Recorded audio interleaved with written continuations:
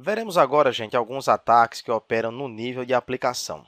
São ataques mais elaborados que se fazem valer das vulnerabilidades existentes naquelas camadas que estão mais próximas do ser humano, que são ali as camadas de mais alto nível. E nesse primeiro momento nós vamos conversar sobre um ataque muito conhecido, que é o ataque de SQL Injection. Gente, a grande história aqui, nós vamos ver conceitos que se completam. A gente precisa também entender que algumas aplicações elas não validam as entradas de usuário, permitindo que hackers executem comandos diretamente no banco de dados de uma aplicação. Ou seja, toda vez que você deixa a linguagem de consulta, toda vez que você deixa a preparação da estrutura de consulta na mão do usuário, você está dando brecha para que ele promova um ataque. Por quê? Porque através da manipulação dos caracteres envolvidos na montagem da consulta, principalmente o caractere aspas simples, você vai dar essa brecha. Dessa forma, a manipulação dessa instrução SQL através das variáveis que compõem os parâmetros recebidos por um script. E esse tipo de ataque consiste em passar parâmetros a mais via barra de navegação do próprio navegador, ou você montar a estrutura ali na mão, caso você esteja fazendo uma consulta direta ao banco de dados. Nesse exemplo aqui, nesse exemplo nós temos uma consulta, onde ele colocou um usuário, e lembre-se que toda vez que você insere um usuário e uma senha, o que você está promovendo é a preparação de um teste lógico que vai acontecer em seguida. E o teste lógico vai ser, se a argumentação é verdadeira, logo conceda acesso. Se a argumentação é falsa, se o teste de validação é falso, negue a entrada, negue o acesso ao sistema. Então aqui você já observa com muita tranquilidade que onde tem o nome do usuário, ele colocou alguma coisa, tá? Você veja aí que ele já manipula a questão da aspa simples aqui depois do high, e aí ele coloca um OR, ou 1 igual a 1. Gente, 1 vai ser igual a 1 sempre. Então, nesse exemplo aqui, trivial, que serve só para ilustrar a entrada, você começa a perceber que ele colocou uma validação que sempre será verdadeira, que sempre vai permitir acesso ao sistema. Uma vez que você entra no sistema e uma vez que você entra nas condições que aqui se encontra, administrador login, você terá um nível de privilégio mais elevado que vai facilitar a sua vida no processo de destruição, de danificação, de ataque, de negação de serviço ou qualquer coisa que você queira, alteração de um preço, geralmente para menos, um preço a menor, ou a inserção de um salário maior no seu caso, e assim a coisa vai. Tá? Mas vamos ver aqui mais adiante como é que isso funciona de uma forma mais tranquila. Falando desse SQL Injection, de forma mais simplificada, já que nós vimos aí esse slide anterior, mais completo, a gente tem que perceber que esse ataque ele explora a vulnerabilidade de segurança da camada de banco de dados de uma aplicação. Por quê? Porque você vai mexer na estrutura da consulta SQL, você vai mexer na parametrização da consulta. E através da manipulação dessa parametrização, como também da manipulação daquelas aspas simples, que são o principal separador de argumentos dentro de uma consulta SQL, você vai ter aí as portas escancaradas, abertas para a sua inserção maliciosa. Dessa forma, através dessa exploração, você vai ter condições de inserir instruções não esperadas pelo banco de dados. Ou seja, toda aplicação que não tem validação de entrada, e aí você não pode confundir esse termo validação de entrada com a validação de login. Isso aqui são coisas completamente distintas. Validação de entrada, gente, é quando uma instrução é preparada e antes dessa instrução ser executada diretamente na camada de dados, na camada de banco de dados, existe um teste para validar, para verificar a integridade daquela consulta, a conformidade daquela consulta com a política de segurança ou com a política de consulta aplicada àquele banco de dados. Em outras palavras, você nunca deve permitir que uma entrada do usuário, que uma consulta feita por um usuário, que uma instrução que foi montada pelo usuário, ela venha acessar a sua camada de banco de dados sem antes ela ser checada, sem antes ela ser conferida, seja de forma manual, seja de forma automatizada. Tá bom? E nesse contexto a gente começa a perceber o seguinte, que existem algumas defesas para você se proteger ou para você minimizar a superfície de ataque envolvida nesse nefasto ataque aí conhecido como SQL Injection. A primeira das defesas, gente, é você fazer o uso de views. Para o pessoal que é mais íntimo de banco de dados, isso aqui já é automaticamente compreendido. Mas para você que não tem ainda intimidade com o banco de dados, o que vem a ser view? View, a visão, gente, a visão ela tem como finalidade não deixar você mexer diretamente na tabela. Porque uma coisa é você ter uma tabela, a tabela existe fisicamente no banco de dados. A view seria uma consulta que aconteceu nessas tabelas. Eu vou até simplificar o exemplo, né? Entenda aí o pessoal que já é de banco de dados. O exemplo que eu estou dando é para facilitar a vida do pessoal que não tem essa vivência como vocês na parte de banco de dados. E aí, gente, a visão o que é? É uma consulta às tabelas e a montagem de uma tabela intermediária. Então, quando você trabalha com uma visão, você não está mexendo diretamente na tabela. Qualquer dano que aconteça, qualquer efeito danoso que venha a ocorrer, esse efeito danoso vai se manifestar em cima da visão. É como se fosse um arquivo temporário. Eu teria o arquivo no disco, eu crio um arquivo fantasma, um arquivo intermediário e eu mexo nesse arquivo intermediário. Obviamente que existe o conceito da visão materializada, mas não é o caso nesse exemplo. Eu estou falando aqui da visão de forma genérica, que é uma das maneiras de você se proteger ou de você tornar mais distante o ataque promovido pelo agressor ao seu sistema de banco de dados. Outra coisa que pode te ajudar bastante é a questão das storage procedures e os cursores. Gente, o que vem a ser esse outro conceito? Esse outro conceito ele se assemelha muito a uma função. Você sabe que no conceito de programação você tem a modularização e na modularização você tem uma função. Uma função que, por exemplo, recebe dois números e compara qual é o maior dos dois.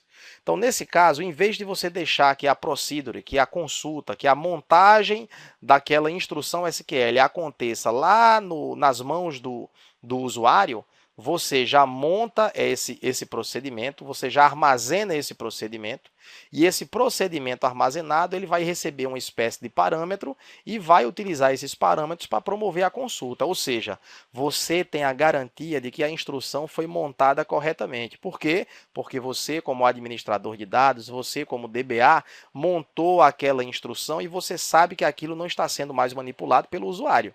O que está sendo manipulado pelo usuário são os parâmetros. Agora, é claro, se você deixou uma brecha para que na utilização dos parâmetros esse ataque venha a ocorrer, e nós vamos visualizar isso melhor no próximo slide, aí sim você conseguiu diminuir a superfície de ataque, mas você não eliminou essa possibilidade. Dessa forma, gente, a orientação é que você nunca, jamais, deve montar expressões SQL no braço, ou seja, não deixe o usuário montar a instrução no braço, dentro do código dele. Sempre use essas instruções preparadas, essa parametrização que você vai utilizar, não permitindo que a aplicação final, que o usuário final, monte sozinho aquela linguagem de consulta.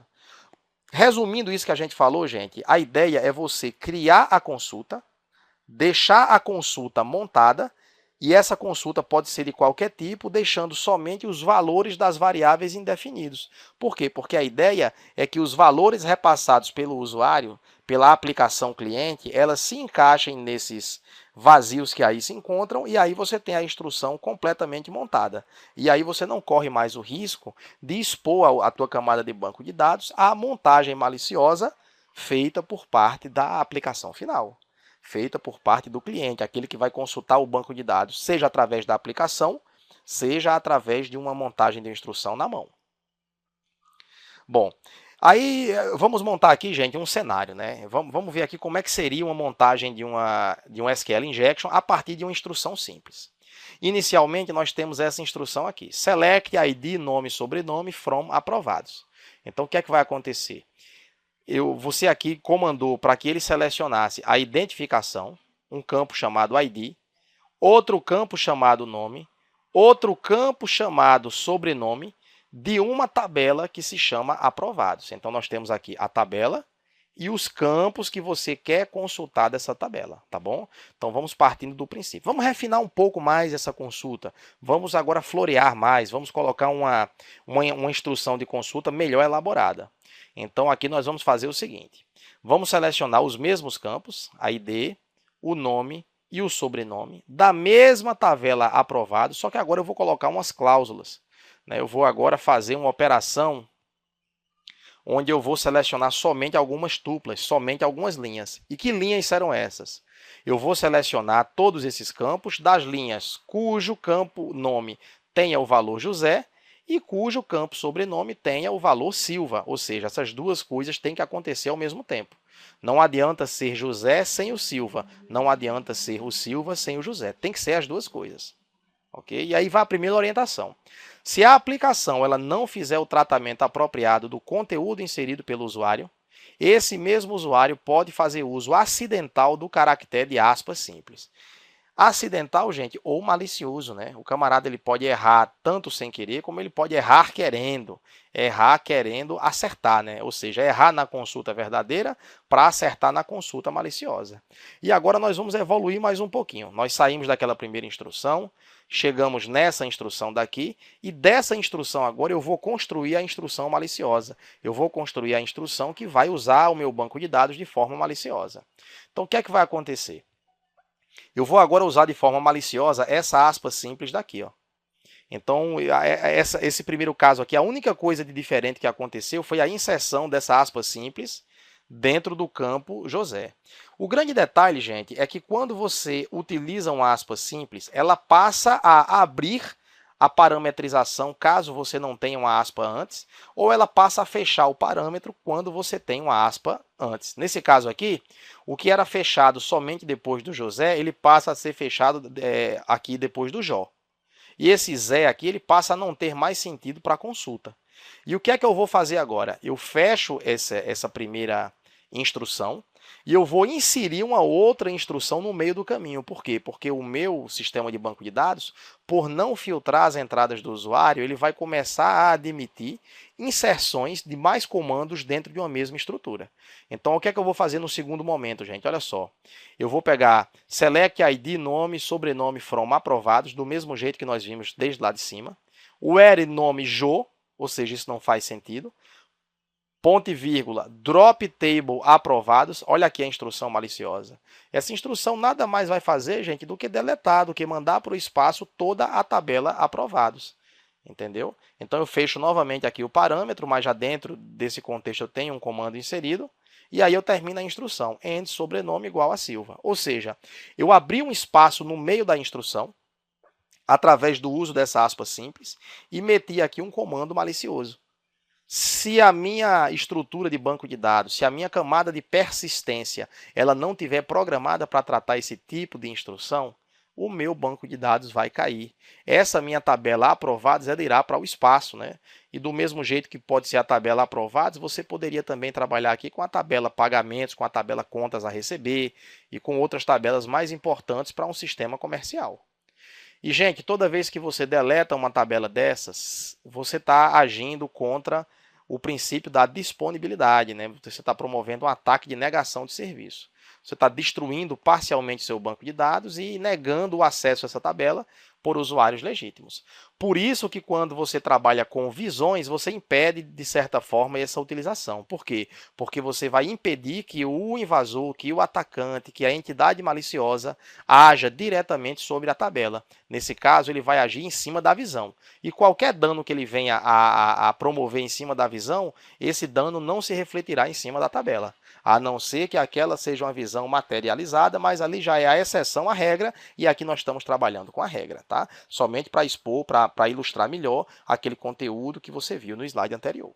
E é assim, gente, que funciona o SQL Injection. Outro ataque que é muito bom nós conhecermos, e esse ataque está na moda, é um ataque que precisa que você tenha linhas gerais de como é que ele funciona. Aconselho também que você pesquise na internet como é que vai funcionar a codificação disso aqui, porque você consegue montar uma imagem melhor. Mas o que nós vamos mostrar nesse nosso curso é o suficiente para você responder as questões de concurso. Tá? Então, o cross-site script, né, ou cross, o X, né, site script, é a mesma coisa.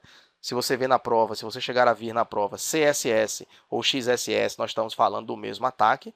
A gente precisa saber que ele é um ataque baseado em induzir o navegador web do usuário a executar um script malicioso dentro do contexto de um site confiável. Ou seja, você já começa a perceber aqui que o usuário confia no site.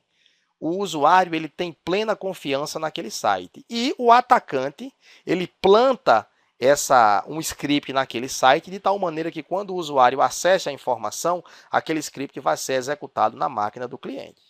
Gente, vamos só relembrar, nós temos agora aqui 3 entidades. Nós temos aqui a entidade cliente verdadeiro, nós temos aqui a entidade servidor verdadeiro e nós temos aqui a entidade atacante. O que é que esse atacante faz? Esse atacante vai plantar um script aqui no servidor. Como esse cliente confia no servidor, ele vai baixar essa informação, mas quando essa informação chegar na máquina desse rapaz, ela vai executar. E na hora que essa aplicação executa, na hora que esse script executa, na hora que as instruções são interpretadas e executadas na máquina do cliente, aí sim a malícia se consuma.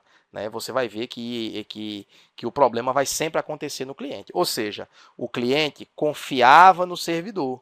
O servidor não sabe nem o que é que está acontecendo, mas o servidor foi infectado pelo atacante. O atacante modificou uma referência, foi lá no script da página e trocou uma instrução. Pegou uma instrução dentro de um contexto, modificou alguns parâmetros, de tal maneira que quando aquela página for montada dinamicamente, aquele pedaço sem sentido, ele passa a ter sentido dentro da montagem, dentro da resposta que foi montada para esse cliente. E aí, quando a instrução no cliente chegar, ela será executada e o cliente vai sofrer as consequências daquela montagem maliciosa. E aí a gente tem que a exploração bem-sucedida deste ataque permite ao hacker, gente, embutir um código malicioso, na forma de JavaScript, na forma de VBScript, ou na forma de qualquer script que seja executado do lado cliente. Lembre-se sempre, a execução deve se dar do lado cliente. E isso vai acontecer onde? Nos campos de entrada, que são inseridos de volta para a resposta do servidor. Então, nesses campos aí que o servidor manda para você, para que você já prepare sua resposta, é ali onde vem a malícia.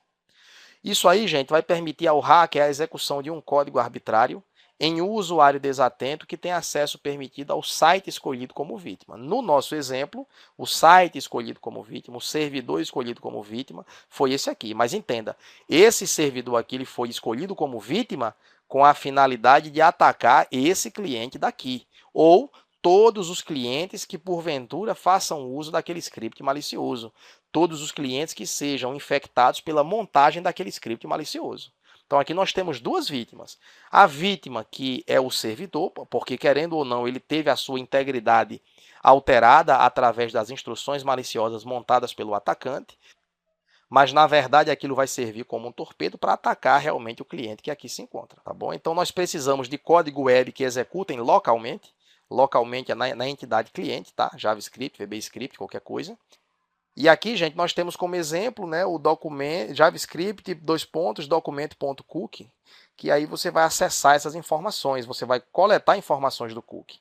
É um método que vai até o cookie, coleta as informações e dentro dos cookies você tem logins, tem senhas, tem números de cartões de crédito, tem informações que foram armazenadas por ocasião de visitas a sites, E o que é que vai acontecer? Isso propicia o roubo de uma sessão. O roubo de uma sessão de informações valiosas que vão municiar esse atacante no momento futuro para que ele faça a utilização maliciosa dessas informações. É isso que a gente tem que saber. Daqui a pouquinho nós vamos montar o esquema visual do Cross-Site Scripting para que você consiga visualizar como é o seu funcionamento. Vamos refinar um pouco mais esse modelo que foi apresentado aqui do lado direito e vamos fazer uma comparação com o ataque que é irmãozinho dele, que é o Cross-Site Script Request Forgery. É uma vertente desse tipo de ataque, mas ele tem um pouquinho de diferença e nós vamos visualizar no momento adequado. Para finalizarmos, gente, a nossa explanação sobre o Cross-Site Scripting, é importante nós percebermos que existem dois tipos de Cross-Site Scripting. Existe aquele que é persistente e existe aquele não persistente. De forma bem tranquila, de forma rápida, esse persistente é o seguinte: o atacante que foi até aquele servidor, ele faz uma alteração na estrutura de código daquele servidor, de tal maneira que todas as pessoas que porventura clicarem naquela região, todas as pessoas que forem levadas maliciosamente a clicar ou a receber os efeitos da montagem daquela instrução, serão atingidos. Em outras palavras, você monta uma vez e os efeitos causados por esse ataque serão feitos em número n, em n vezes. Ou seja, ela vai ficar lá de forma persistente, 1, 2, 3, 4, 5 dias, 10 meses, 1 ano, até que alguém descubra e modifique aquela instrução. Ou seja, ela vai estar armazenada no servidor de forma persistente. Já existe também o cross-site scripting, que é montado de forma não persistente. Por quê? Porque nesse momento agora, as alterações são feitas somente no conteúdo daquela requisição especificamente. Imagina ali um homem que promoveu um ataque, man in the middle, que nós vimos já ainda há pouco, né, o homem ao meio. Ele viu a requisição que foi montada pelo cliente e ele maliciosamente vai inserir instruções no retorno dado pelo servidor. Isso aí vai atingir quem? Somente aquela requisição, somente aquele momento, não vai atingir mais alguém. Tá? Então, nós temos essas duas formas de trabalhar. Mas uma coisa é certa, independentemente de você estar diante de um ataque de cross-site script persistente ou não persistente, a execução do script acontece sempre do lado cliente, sempre para enganar o cliente, mas enganar o cliente em função de uma falha que acontece no servidor. Então é preciso você montar bem essa ideia na cabeça. O servidor é atacado? É, gente. O camarada, o atacante, ele vai lá no servidor e modifica de forma maliciosa uma instrução. Mas a ideia dele não é atacar o servidor. O servidor, a entidade, o site, né, vai ser o vetor de contaminação do cliente. Pelo fato do cliente confiar no servidor, saber que o servidor, teoricamente, jamais teria condições de ser invadido e passar uma instrução maliciosa, ele confia. E essa confiança que o cliente tem no servidor é que vai ser a porta de abertura para que o script venha do servidor até o cliente e nele seja executado, promovendo o furto de informações, a execução de instruções maliciosas ou de instruções que venham a danificar ou desestabilizar o sistema operacional ou computacional daquele cidadão. Tá bom? Então, vamos encerrar esse nosso vídeo por aqui e seguiremos daqui a pouco com a abordagem do Cross-Site Script Request Forgery.